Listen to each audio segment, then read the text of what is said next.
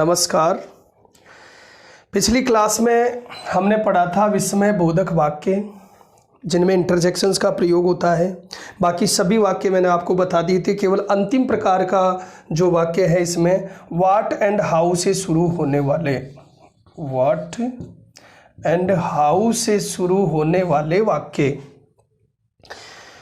ये बचे हुए हैं। ये उनसे भिन्न तरीके से बनते हैं, उनको आपने देखा होगा। इनका बनाने का तरीका अलग है। व्हाट का प्रयोग जहाँ भी होता है इसके साथ में हमेशा ए या एन का प्रयोग होता है, क्योंकि व्हाट का प्रयोग जहाँ भी होगा उसके बाद में जो सब्जेक्ट आएगा वो हमेशा सिंगुलर होगा और सिंगुलर के साथ ए या एन साउंड के अनुसार इसका प्रयोग होगा। व्हाट, फिर इसके बाद में इसको आप सब्जेक्ट कह दें या नाउन कह दें।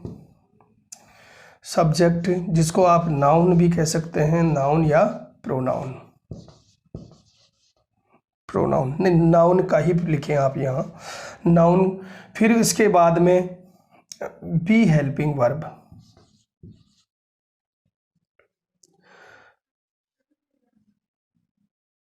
या कह सकते हैं ये वाक्य यहीं भी पूरा हो सकता है। हाँ, एक चीज हम भूल रहे हैं, व्हाट के बाद में ए एन, इसके बाद में एडजेक्टिव, उसके बाद में नाउन यानी जो सब्जेक्ट है इस वाक्य का। ये वाक्य यहाँ भी पूरा हो सकता है। हाउ के बाद में कभी भी ए और एन का प्रयोग नहीं होगा, डायरेक्ट एडजेक्टिव और उसके बाद में ये वाला नाउन, और ये वाक्य यहाँ भी पूरा हो गया। इन वाक्यों के अंत में मैंने आपको बताया था साइन ऑफ एक्सक्लेमेशन का प्रयोग किया जाता है, विस्मय बोधक चिन्ह का प्रयोग किया जाता है। अब आप देख रहे हैं कि व्हाट के बाद में सिंगुलर नाउन आएगा हमेशा और हाउ के बाद में प्लूरल नाउन आएगा, इसलिए ए और एन का प्रयोग इसके साथ करने की आवश्यकता नहीं है। ये जो नाउन है ये दो प्रकार का हो सकता है, सजीव या निर्जीव। यदि मान लीजिए नाउन सजीव है तो आप प्रयोग कर सकते हैं ही, सी, इट में से किसी का, और आई को थोड़ा ऊपर लिखें, आई, वी, यू और दे। टी भी बड़ा लिखें, वाई भी बड़ा लिख लें, वाई और दे। यदि आपका ये नाउन सजीव है तो ये छुपा हुआ रहेगा।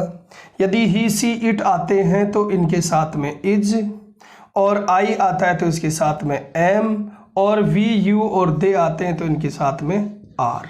ये छुपा हुआ है, मतलब ये न भी लिखा हुआ है ये आगे वाला, तो इस नाउन के अनुसार ये ऑलरेडी इस वाक्य में समाहित रहता है। और यदि आपका नाउन निर्जीव है तो दिस या दैट, और निर्जीव है और प्लूरल है तो फिर दीज या दोज। यदि दिस, दैट या इट भी इनके साथ रह सकता है, क्योंकि इट का प्रयोग दोनों तरफ होता है, तो इसके साथ इज छुपा हुआ रहेगा, और दीज और दोज रहेगा तो इसके साथ आर छुपा हुआ रहेगा। ये सारा मैटर अदृश्य रूप से इन वाक्यों में हमेशा होते हैं, चाहे हाउ व्हाट से शुरू हो वाक्य, चाहे हाउ से शुरू हो। ये हमें हमेशा ध्यान रखना है। मतलब इसमें हमें केवल नाउन मिल जाए तो ये वाक्य आपका पूरा हो सकता है। सब कुछ इसी वाक्य में है, जैसे व्हाट ए बिग बिल्डिंग। अब आप देखिए ये वाक्य यहाँ भी पूरा हो गया। आश्चर्य कब होता है हमें, जब हम ऐसी चीज देखें जो हमने इससे पहले कभी नहीं देखी होगी, उसको देख करके हमें आश्चर्य हो, हमें अचंबा हो कि ऐसा तो हमने पहले नहीं देखा है। तो इसी तरह से देखिए व्हाट ए बिग बिल्डिंग, क्या बड़ी, कितनी बड़ी बिल्डिंग है। अब आपका नाउन क्या है, बिल्डिंग। आप देखिए क्लासिफिकेशन कीजिए, ये सजीव है या निर्जीव, तो ये निर्जीव है। निर्जीव है तो एक वचन है या बहुवचन?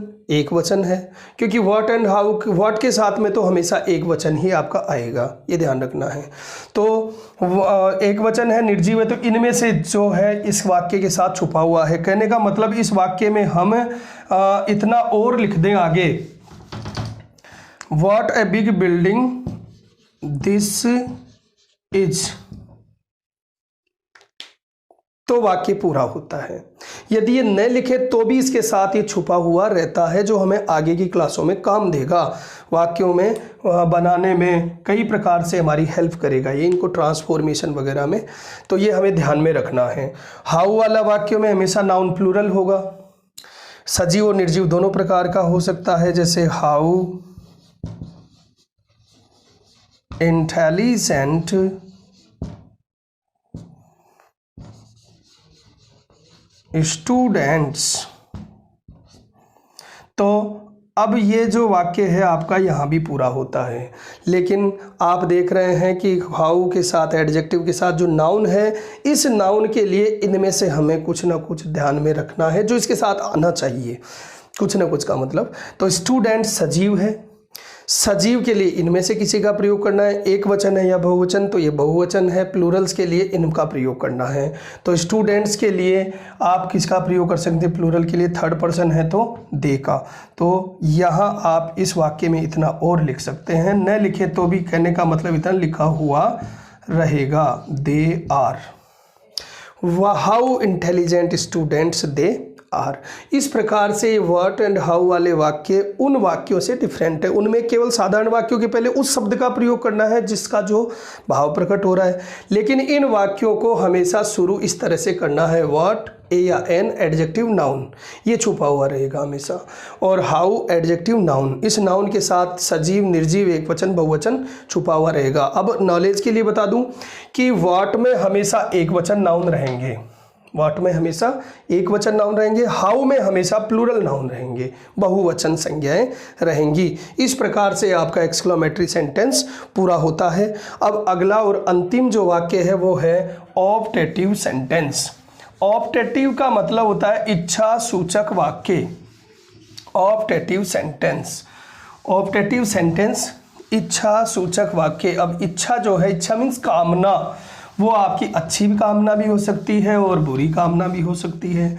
यदि कामना अच्छी है तो वो आपके लिए आशीर्वाद होगा, शुभकामना होगी, प्रार्थना होगी, वरदान होगा। यदि कामना बुरी है तो वो आपके लिए श्राप भी हो सकता है। इसलिए अगले वाक्य हम पढ़ रहे हैं ऑप्टेटिव सेंटेंस।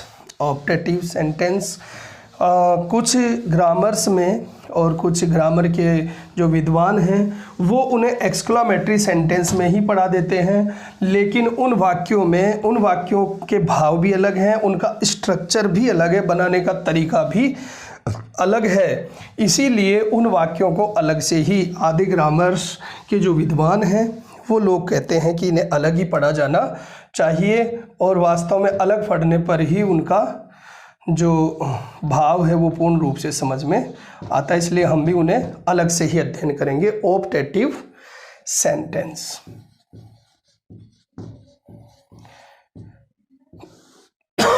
ऑप्टेटिव मीन्स होता है इच्छा सूचक वाक्य। इच्छा सूचक वाक्य, इच्छा सूचक वाक्य मतलब वे वाक्य जिनमें आशीर्वाद,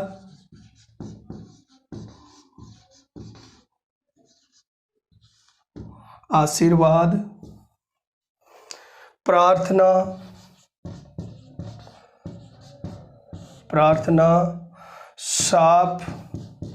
श्राप दो तरीके से लिखा जाता है, श्राप ऐसे भी लिखते हैं। आशीर्वाद, प्रार्थना, श्राप, शुभ कामना,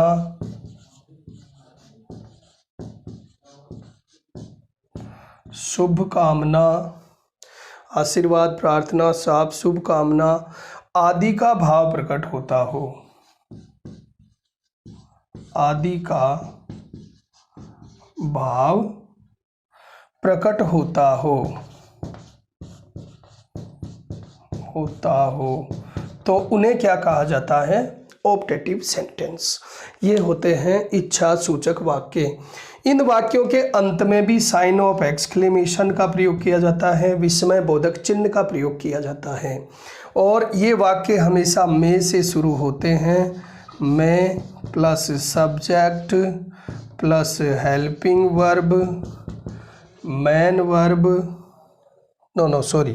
में प्लस सब्जेक्ट प्लस वर्ब की first form plus object plus others और अंत में sign of exclamation.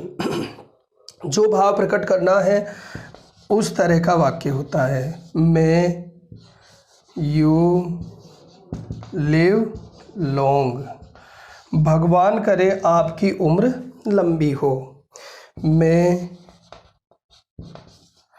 You pass, भगवान करे आप पास हो जाएं।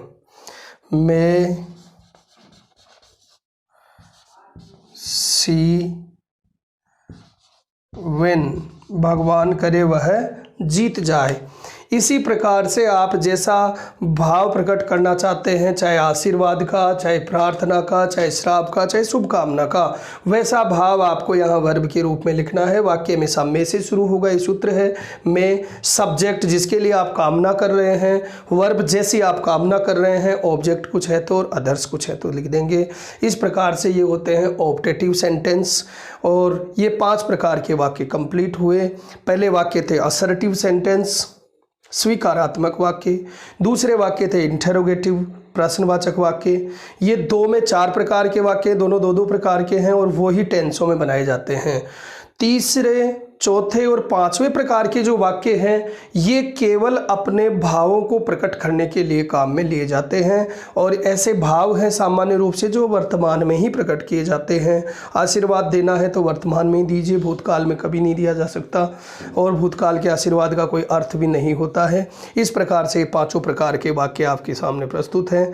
ये टॉपिक अपना समाप्त होता है। जल्द ही हम आपके सामने अगला टॉपिक लेकर के पुनः प्रस्तुत होंगे। अब अगली क्लास आप श्रीमान सांवर जी सर से लीजिए। नमस्कार, धन्यवाद।